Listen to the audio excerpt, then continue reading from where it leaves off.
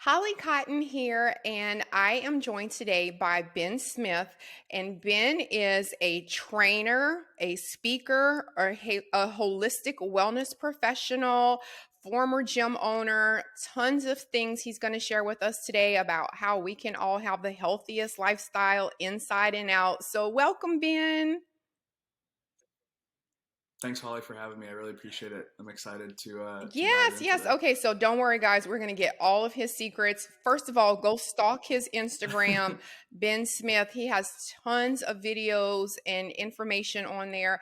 I love the holistic aspect of it because, being a nurse, I try to push that part of it as well. I'm always like, medicine is our last option. Like, don't just get on the medication because you have high blood pressure. Don't do that.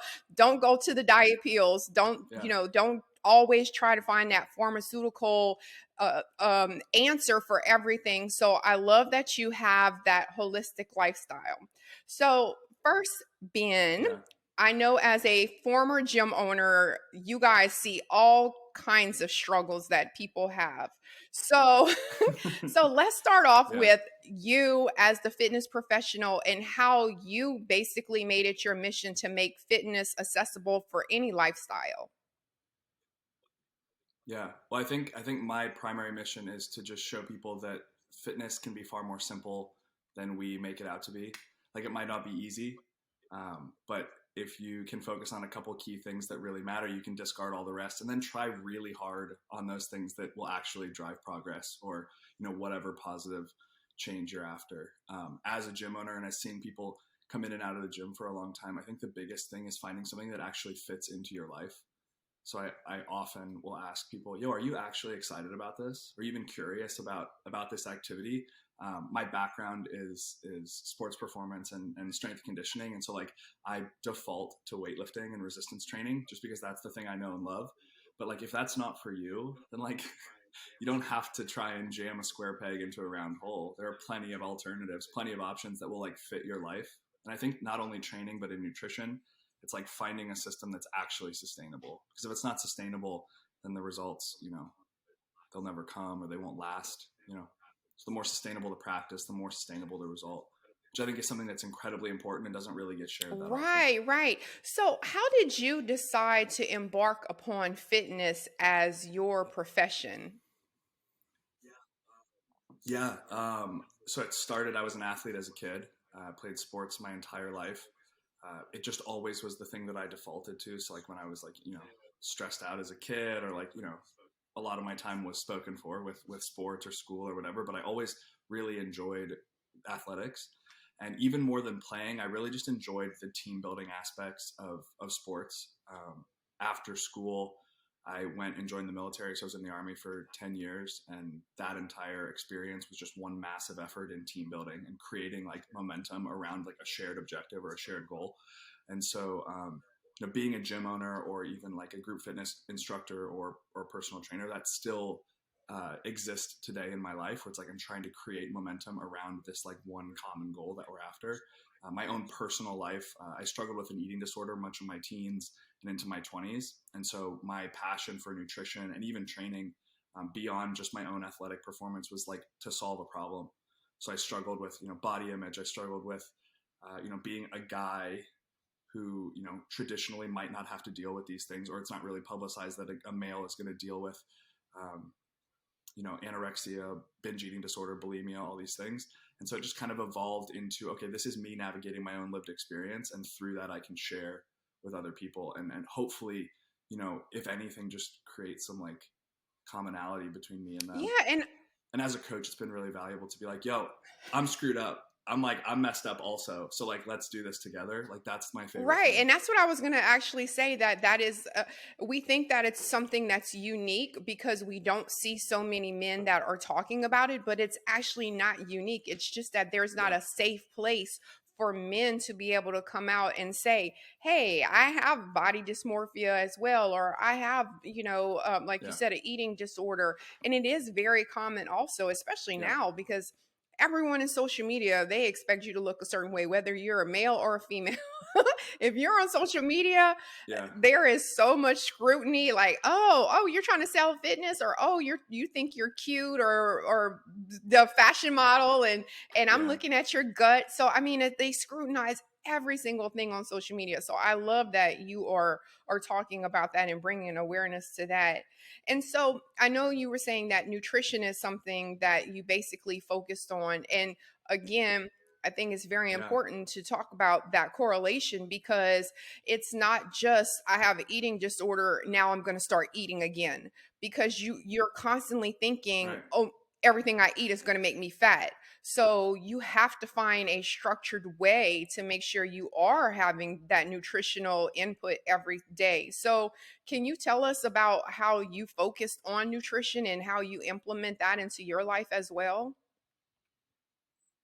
Yeah, so I think it's very similar to the fitness experience. I always say like physical fitness um, is the low hanging fruit. It's like the gateway drug to mental, emotional, and spiritual fitness. It's like that's the one that you can be proactive in, and it's like an action step towards a better future. It's like I'll just show up and do the fitness thing. I understand that's incredibly challenging for some people, but nutrition much the same. The two things that I recommend people do. This applies to fitness. This applies to nutrition. This applies to mental health. It's like become curious about the thing that you say that you want. So like for me, it's like I want to get stronger. I'm going to show up to a place that does resistance training, and then secondly, I'm going to enlist the help of an external accountability source. And so for me, in recovery from my eating disorder, it was becoming really excited and curious about actually solving the problem, because I think a lot of people get stuck in this narrative. They get tied emotionally, or like they tie their identity to the problem that they have. Like I'm a guy that suffers with an eating disorder, so like I get to live in that small, like sad place where it's like, oh, I'm just broken. I'm not broken, right? And so I had to like become excited and committed to the change, which was step one. And then I enlisted the help of a therapist who was experienced in navigating those problems, and she's been my therapist for 5 years. She's fantastic, but it's more than just the eating disorder thing. But it was becoming very excited and committed to the goal, and then enlisting the help of somebody who's going to keep me accountable. I think too, just like training, nutrition is far more simple than we make it out to be. Just stop Um, eating we junk. tie our identity to methodologies. Yeah, yeah, and it's like you can do this so many different ways. Like if you want to focus on calorie counting because that's the thing that suits you, then like by all means send it, like do that. If you don't want to do that, then please don't do that, because just like training, it's like the most sustainable mechanism, the most sustainable protocol is the one that's going to drive the most sustainable results. And it's like ultimately that's what we're after. I don't give a shit about how you eat. I care about like what Right, happens later, right. you know?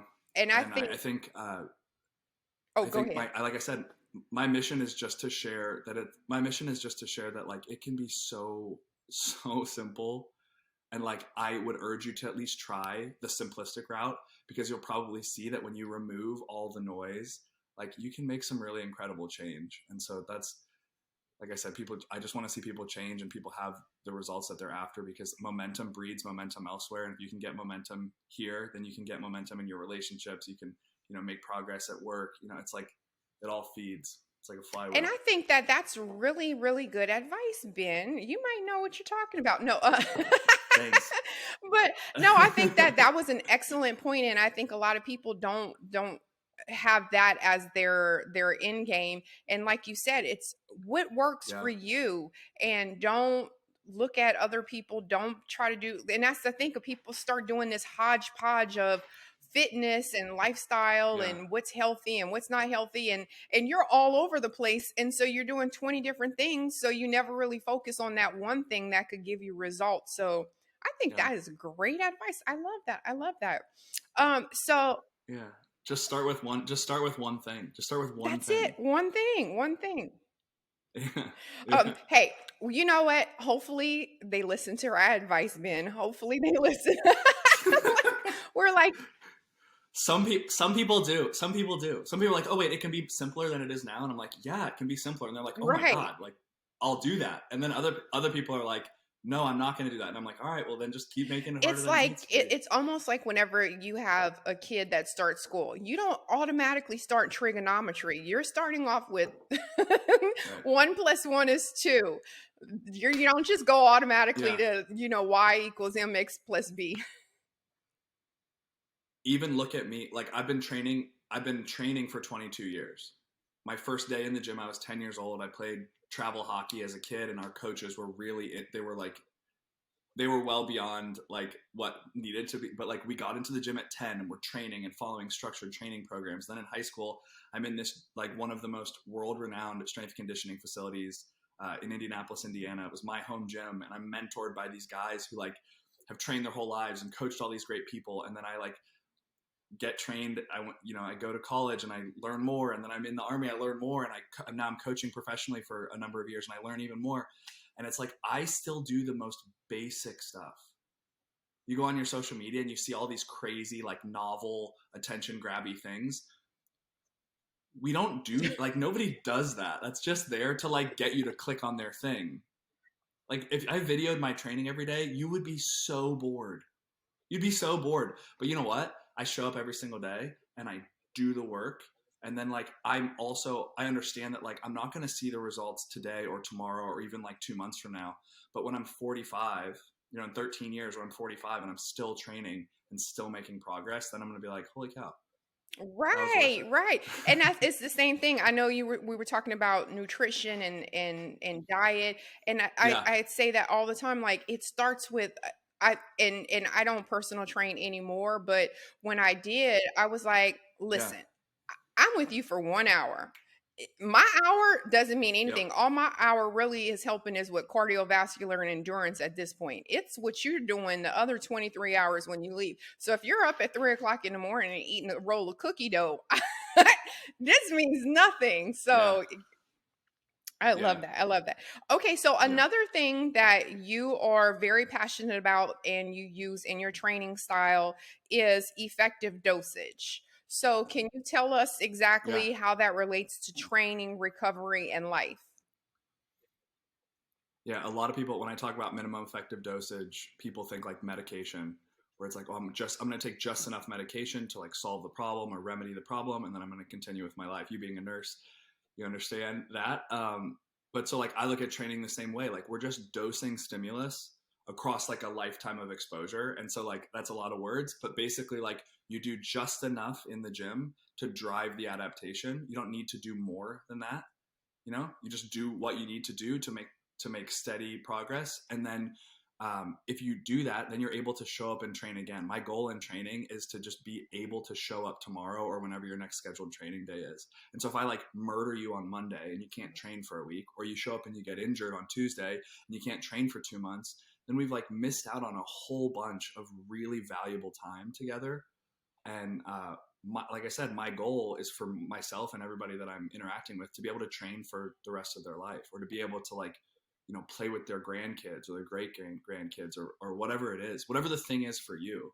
And so that goes back again to like becoming really committed to the thing that you say that you want, or even becoming curious about other alternative methods of training, or executing physical activity, and then just finding a system that gives you the right dosage of training, the right dosage of rest, the right dosage of all the things that you need.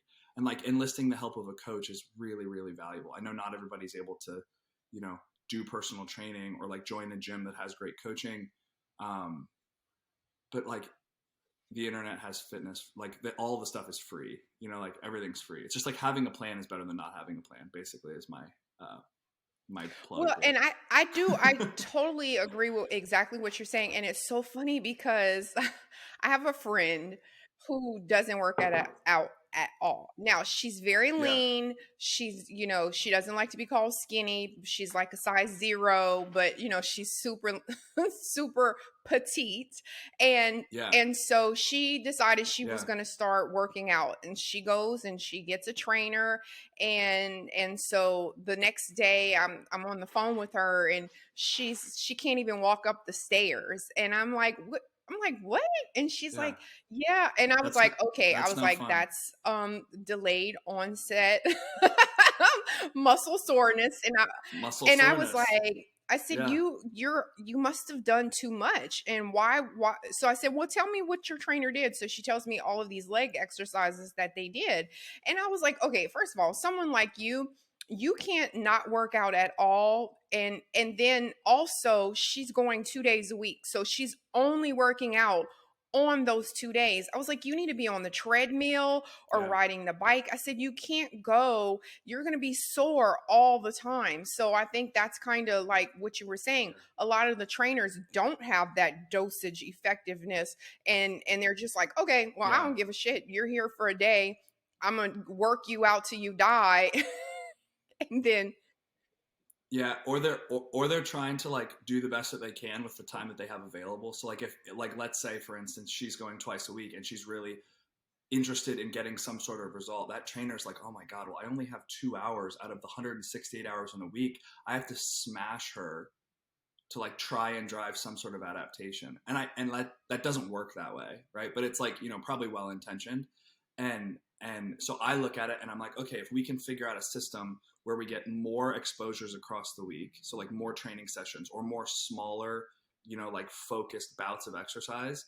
You can call them like a little exercise snack, like in the middle of your day. It doesn't have to be like you suiting up and going to the gym. It could happen in your living room.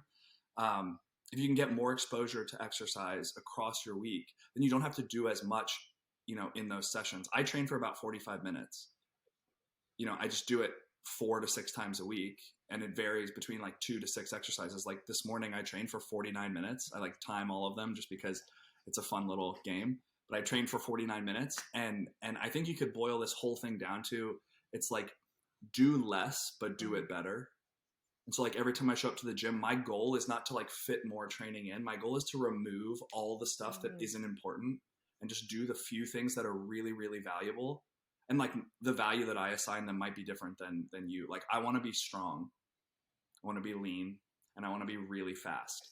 And like maybe those goals aren't the goals. Yeah, right. Like maybe that's not your goal. Maybe that's not your goal.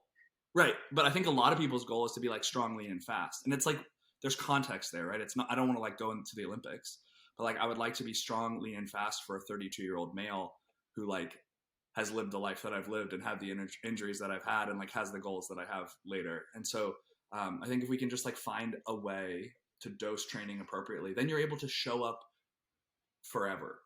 And like that's the goal. Like your friend, like I bet there's a moment where she's like, holy crap, I did like a lot of really good work and my legs are sore. But after 3 days of your legs being sore or 3 months of your legs being sore, you're like, holy shit, I don't want to do this anymore.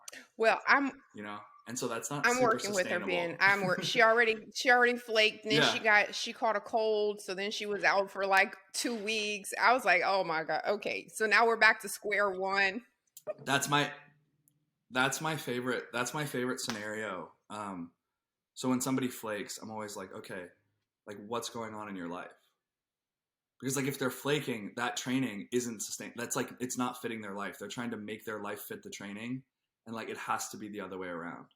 The life comes first, and then the training is a supplement, or the nutrition is a supplement. You can't change who you are and what you are to accommodate those things. It's like you gotta Vice versa. Well, you and gotta I flip think it. that also, it goes, I think that fitness, just general as being part of my lifestyle, I think that anything that you Yeah, do, you need to give it 100%. So if you go to the of course. gym, if you're trying to be at least 98% overall healthy, mentally, physically, I think that Yeah, that spews out in other things that you're doing. But if you're like, yeah, I don't really care about totally. fitness, then you'll see that project at work or something else you're doing. Like it really does. Yeah. It like it becomes part of that. And I think that's why, like, when people, were you ever in the military?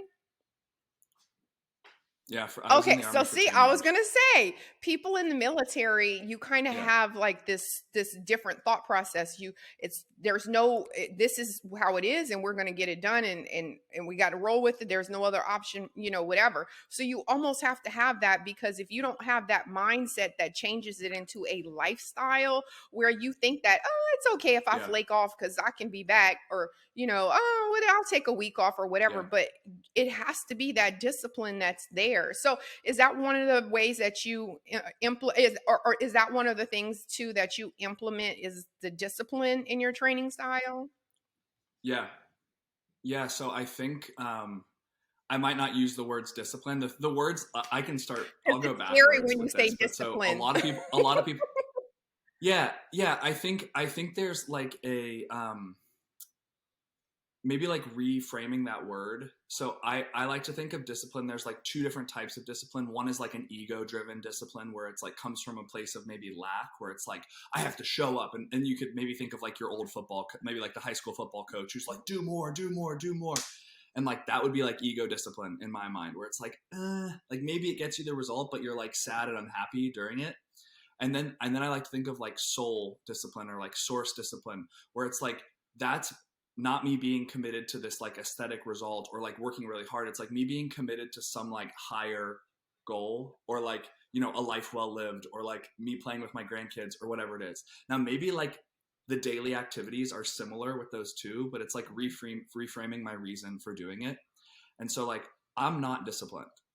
I'm not motivated. I'm not any of those things. I just know that Ben at 68 years old really wants to still be training, really wants to still be physically fit, really wants to still be effective in my relationships and my work, and really still wants to be coaching. And so like I just know that to do those things, I have to show up today. And I also do this thing where I reframe like my wins for the day. So I look at practice versus outcome. And so like I am so committed to like getting to the gym. What happens there, I like we'll sort that out when we get there. But if I never get in the car and I never grab my gym bag, then like that stuff at the gym never happens. And so I'll reiterate what I said before, but my charge to everyone who's interested in starting fitness or becoming more disciplined in their fitness is to find a thing that they're excited about, something that they will actually be willing to go do, and then enlist the help of a friend, some external accountability source. It could be a partner, it could be a brother or sister, it could be a coach, it could be a parent, it could be whatever, your spouse, just somebody that's going to keep you accountable. Because if you're not going to do it for yourself, maybe at the beginning you'll do it for them, and then a really cool thing happens after a little bit of time. But I'll like transition this from discipline to motivation. But everyone's like, how are you so motivated? I'm like, I'm not motivated, and neither are you. Nobody is motivated forever. Motivation is so fleeting. But because I'm so excited about the little practice wins across my day and showing up for myself, that like I don't have to worry about motivation. And so like yeah, there's just like it's just a reframe, Yeah, I think. that's a no, Really. I'm not that's a disciplined. no, but I love the way that you interpreted that and explained it, because it does make so much Yeah. sense. And I think that's why, whenever you're talking about those, like the simplest words like lifestyle, that's that's why people are Yeah. always saying you have to have a lifestyle change, you have to have a mindset change, because I think that once you change the way you think about things, it doesn't seem Yeah. so unobtainable. And I think, like you said, people are always, I can't get from here to here, but it's because of the way that they're processing Yeah. it. It's that they're seeing it that way, or they're looking at it as all of these sacrifices they have to make, instead of looking at it as a sacrifice. Yeah. Like you said, what's our end goal? So don't think of it as sacrificing today. Think of it as, okay, these are the things that I need to do. Just like when you pull up on Google Maps or Siri directions, and she's like, make a left turn Yeah. coming up. You don't ever question it. You just know to get to that end point, you have to follow that path. So I think that's kind of exactly what you were saying. So I love that, Ben. First of all, I'm trying to just take the next yes. right step. And like for me today, that might be like just getting the paperwork done that I didn't get done this weekend that needs to happen before tomorrow. Like the next right step for me might be like drinking a glass of water. It's like you can only do that first thing. And then after you've completed that first thing, then you do the second thing, and then you do the third thing. And there's this really cool like side benefit where when you keep promises to yourself and you like accomplish tasks over time, you just build self-confidence. And it doesn't necessarily have to be the gym. I know this is like a fitness thing, but like for me, fitness is not a struggle. And so I'm blessed to be able to like help people navigate that. But in a lot of other areas of my life, I struggle to do what your listeners probably are struggling with right now. And so it's like I run a business. I manage all the relationships I have in my life, and I fail a lot in those ventures. And I enlist the help of a coach. I have a coach who's like, Ben, like these are the things we need to focus on right now. In the same way that I look at someone, I'm like, hey, these are your goals in the gym. These are the things we need to focus on right now. And so like just to reiterate, like I don't have anything sorted out in my life. Like everything's all over the place. But the one thing where I feel really excited and confident about like navigating is the gym and nutrition and the mindset, really the mindset I think around training. Well, let me just let you know this. I'm Yeah. about to steal the next best step. I'm about to I'm about to Go for it. steal that. I stole I it from somebody love else that though. I probably. love because So it's just like yeah. it just makes sense. It just puts everything into perspective. So anyway, next post I post, Yeah. y'all know when I say the next best step, it came from Ben Smith. Uh Yeah. Or like the next right step. The next right step is good, yeah, or yeah. the next I manageable I step, don't know. anything I'm gonna like that. put a little glitter on it, but anyway, I'm gonna steal it. So okay, so Okay. so the last thing that I wanted to talk about is something that is very unique that you have, and I honestly I haven't. I guess I've kind of seen maybe some people do a little bit of it, but I've never seen it to the level that Yeah. you do it, and that is breath work and Yeah. learning Yeah. how to self-regulate and also how breath work helped you. So can you tell us about that Yeah. technique? Yeah. So I started doing breath work in the military.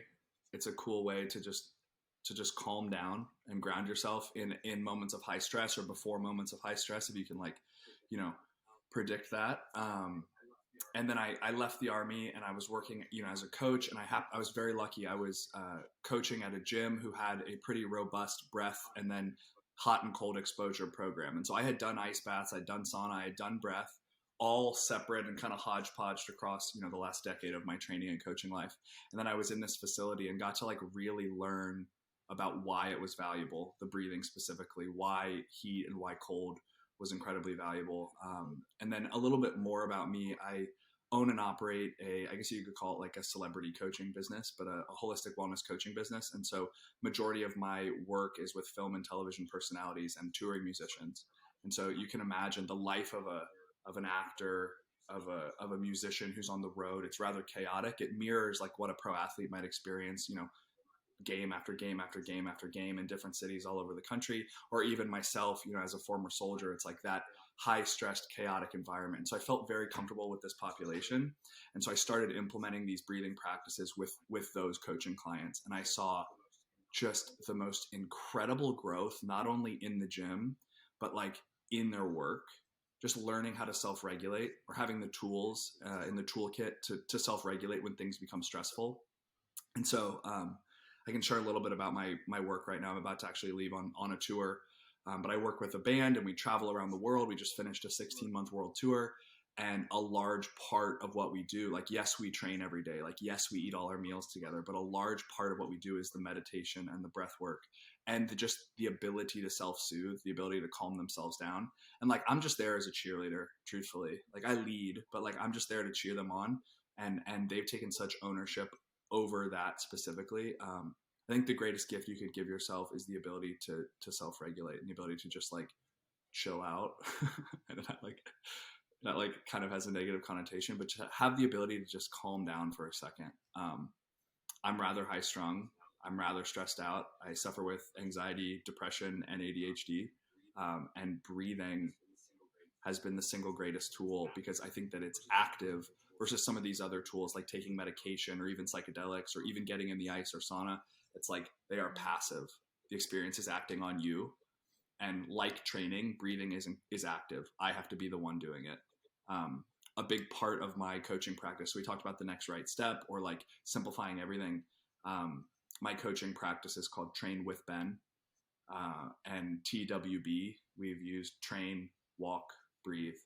And so my three goals each day are to train, to walk, and then to breathe. And that whole thing takes me about an hour. And so for 1 hour every day, I get to get those three things in. They're all active. They're all a step in the direction of the thing that I say that I want. And it's an opportunity for me to connect with myself and then potentially others. Um, Breathing's such a cool thing. Like, take a deep breath right now. Let it out in through your nose and out through your mouth. Yeah, I was actually going to tell you to give us an example, Ben, like because I know people that are listening are Yeah, like, "What the hell? Breathe? What are they talking about?" So, yeah, can you give yeah, us an example of like what that is? yeah. Yeah, so a lot of people are stuck up in their chest. They're breathing with their chest. They're pulling their shoulders up. They're real tight up top. Nobody, well, not nobody, but many people don't actually access their diaphragm or breathe deep into the bottom portions of their lungs. And so the first step is just learning how to breathe. So pulling air in through your nose, expanding your belly, maybe even feeling expansion in your low back, getting big and round in the midsection. Doing that is not going to make you big and round later. It's just going to allow you to pull more air into your lungs. And so that alone, breathing a bit deeper, will allow you to calm down just ever so slightly. Your breaths will become longer. You'll be able to have a more elongated exhale, and it'll stimulate a couple really cool things inside your body. So one in particular is this thing called the vagus nerve. It runs down from your brain down into your belly, and stimulating that nerve just automatically pushes you into the parasympathetic nervous system. The autonomic nervous system has two parts. One is the sympathetic, which is like where we live most of the time, just this like fight or flight, really anxious state. And the goal for most people is to get deeper into the parasympathetic state, which is that like rest or digest state. I live in the sympathetic state. I live up there. I'm stressed all the time. And I'm not trying to be, it's just like how I live. And so implementing, like I talked about, the fitness snacks, breath snacks, like every time I look at the clock or my phone, I do 2 deep breaths. Every time I like get in the car, I do 2 deep breaths. Every time I change task, I do 2 deep breaths. But I really like to use it as like a pattern interrupt between activities. So like after we do this call, I'm going to do some deep breathing. I've got another one this afternoon. After I do that call, I'm going to do some deep breathing. The thing that I think people could do that after just doing deep breathing is this thing called box breathing. So it's really popular in the military. It's gained a lot of popularity, in the last couple of years. But if you could think about your breaths as a box, there's 2 sides and then a top and a bottom. If you start in the bottom left corner, as you breathe in, your breath is traveling up the left side. You'll hold at the top, across the top, and then you'll breathe out on the way down, and then you'll hold again across the bottom. You can pick any time domain. I like to do 4 to 6 seconds. And if you're really good at pulling air into your lungs, you might need to exaggerate the exhale. So we could just practice a couple breaths. I'll coach you through it. And so we're going to start with 1 big inhale through your nose, big exhale out your mouth. Now this time you're going to breathe in even deeper through your nose. I want you to fill up the bottom of your lungs, feel your belly expand, maybe even your low back push into the back of your chair. Ready? In through your nose. I want you to hold at the top. You're going to hold, feel a little bit of pressure. Now you're going to let this one out with a sigh. So it's let it out. There you go. Now we're going to breathe in through the nose, out through the mouth. We'll go in on a count of 4. So in, 3, 2, 1. You'll hold at the top. 3, 2, 1. You let it out your mouth. 3, 2, 1. Hold at the bottom. 3, 2, 1. We'll do one more. In through your nose. 3, 2, 1. Hold. 3, 2, 1. Let it out. 3, 2, 1. Hold at the bottom. 3, 2, 1. Now you can play around, like I said, with the timing. I like to exaggerate the exhale. Keep the exhale long, I do just because feel I some bring in a mental lot of clarity air. just from from that, honestly. Yeah, you might feel your voice get a little deeper. Maybe you can like for me, I feel like a little bit of heat in my belly, like just at the top of my Mhm. belly. You'll actually like feel your body. You get out of your head a little bit. This is my favorite type of breathing, more of a down regulation, just to like calm down for a second. There's other types, like Wim Hof is incredibly popular. He does a more, it's called holotropic breathing, but it's more like a hyperventilation. Gets you really ramped up and really excited, which is like incredibly valuable if you place it at the appropriate times in your day or in your training or whatever. Um, but for me, just coming back into my body and just chilling out for a second has been so great. So every day I train, I do some intentional movement, and that doesn't necessarily mean I go to the gym. You know, I do what I need to do for that day. It could be like going for a little run or doing some sprints, or maybe it's just some stretching. That's my training. I always go for a walk. I try my best to do it outside, and I think of it as an opportunity to be off my phone, an opportunity to experience the world, feel the wind on my skin, like get deeper into my body. And then lastly, I sit and do some breathing. And maybe it's only, 2, 3, maybe 5 minutes of breathing. Sometimes it's longer. But again, just another opportunity to connect with myself, to learn something about myself, and then like be an incredible asset to everyone that I come in contact with during the day. I think people often look at training as like, oh, I couldn't be selfish. I couldn't like take the time to step away from my life or my kids or my job to train myself. But like, it's the single most important thing that you can do to be more valuable to the people that you interact with. Definitely. Yeah. Like, it's the most important. It's the most important Because thing. how are you going to keep being there for someone else and, and you're unhealthy? You can't. You can't be. You can't be. And it's also, it's like, there's two sides, right? I look at training. I look at this whole experience, this like wellness thing. There's two parts. There's connection to self and connection to other. And like, people try, you could probably achieve connection to self through connection to other. But I think if you start with the self, people often say if you fill your cup up first, then the overflow is what you can give to others. But like, if I really nail this connection to myself and I learn more about myself and I become who it is that I am or who I want to be, then like the Ben that shows up to interact with others or like coach others or mentor others or relate with others, like that guy is so much better than the dude who hasn't yet connected to himself. And I was that guy for the first 30 years of my life. And so, yeah, it's just like I said at the very beginning, physical fitness and being intentional with your movement and the things that you eat is the gateway to spiritual, mental, and emotional health. I love that. Start I there. love the way that you Yeah. I love your mindset, Ben, and I'm so happy that Yeah. you did find this as a passion that you are sharing with other people, because it really is a really good outlook and just a different way of looking at things. And sometimes we have these Yeah. passions and these gifts and we keep them inside, and it's like the fact that you are sharing it, you're like, hey, listen, I'm far from perfect, but let me tell y'all some things that work for me. I'm definitely not. I'm just gonna Yeah. share some. Yeah. I've just been way worse. Like I've been way worse before. And so like by doing these few things, I've gotten like less worse. And so like if you want to be less worse also, like try, I love that. I love that. you know? So let's be less worse. So you guys, we're going to be performing at Yeah. the next best step, and our goal is to be less Yeah. worse than Less we were worse. yesterday. Worse. Yeah. Yeah. That's all it I is. love it. I love it. Okay, so Ben, let us know how we Yes. can support you, follow you, how people can find out more Yeah. information, drop all your social media handles, website, all of that great stuff. Yeah.